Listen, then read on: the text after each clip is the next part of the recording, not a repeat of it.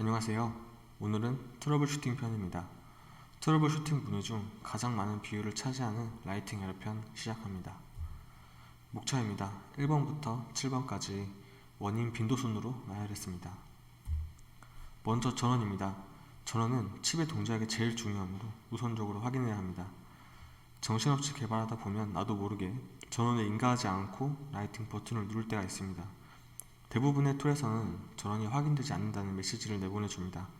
하지만 간혹 툴에만 전원이 인가되고 MCU에는 전원이 인가되지 않는 경우가 있으니 이런 경우엔 MCU의 전원단을 직접 찍어서 확인해 봐야 합니다.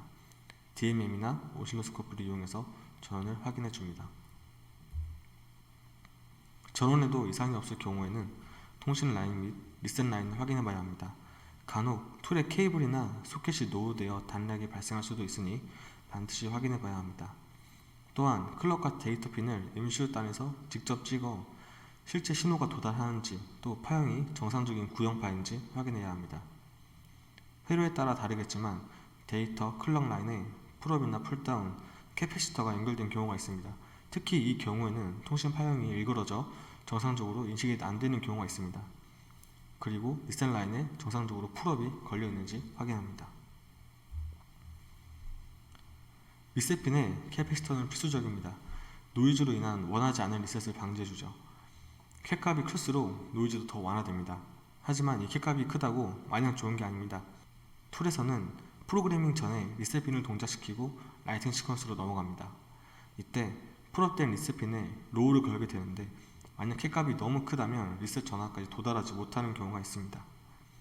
이때 정상적인 프로그래밍 모드로 진입하지 못하게 됩니다. 그리고 리셋 라인 하나로 통신을 하는 싱글 와이어 통신의 경우도 마찬가지입니다. AVR의 UPDI나 SAM AVR의 디버그 와이어의 경우엔 리셋 라인 하나로 고속의 통신을 하기 때문에 캣 값이 커지면 정상적인 통신이 불가능합니다. 적합한 캐패시터 값이 적용되어 있는지 확인해주세요. 간혹 프로젝트 세팅이나 라이팅 설정에서 디바이스를 잘못 선택하는 경우도 있습니다. 디바이스마다 시그니처 아이디가 다르니 정상적으로 설정이 됐는지 확인해야 합니다. 그리고 AVR의 경우엔 퓨즈 세팅에서 외부 클럭을 설정했을 경우에는 외부 오실레이터가 없다면 칩이 멈추게 됩니다. 해당 현상은 AVR을 처음 접하는 분들이 자주 겪는 현상입니다. 이때 소위 말하는 벽돌이 될 수 있으니 클럭 설정은 반드시 확인해야 합니다. 여기서 벽돌이 된 칩을 살리기 위해서는 외부에 오실레이터를 달아주거나 임의의 클럭을 외부에서 공급해 줘야 합니다. 그리고 퓨즈 세팅을 다시 내부 오실레이터로 변경하면 됩니다. 디지털 IC에서 클럭은 동작의 기준이 되는 아주 중요한 신호입니다. 로드 캐패시터의 값이 너무 작거나 커서 크리스탈에서 정상적인 발진이 되지 않을 수도 있습니다. 또한 크리스탈은 외부 충격에 약하기 때문에 파손이 되지 않았는지 반드시 확인해야 됩니다. 이를 확인하기 위해서 직접 클럭단에서 정상적인 주파수가 나오고 있는지 확인해야 합니다. 툴을 오래 사용하다 보면 노이즈나 외부 요인에 의해서 장비가 노후되기 마련입니다. 이럴 때를 대비해서 여분의 툴을 준비해둬야 합니다.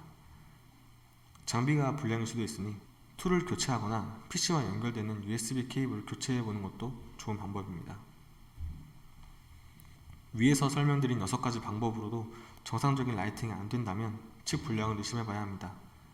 잘못된 회로 설계나 인두기 노이즈로 인해서 칩이 파손될 수도 있습니다. 제일 가능성이 낮은 경우지만 칩의 생산 공정에서 불량이 검출되지 않고 출고된 경우도 의심해봐야 합니다. 이런 경우엔 이미 테스트가 진행됐었던 IC로 테스트를 해보거나 새 IC와 스왑 테스트를 해서 확인할 수도 있습니다. 이때 가능한 칩의 데이트 코드가 다른 칩들로 해야 불량 구별이 가능합니다. 트러블 슈팅 라이팅 에러편은 여기까지입니다. 만약 자신이 알고 있는 좋은 트러블 슈팅 방법이 있다면 댓글로 공유해주세요. 감사합니다.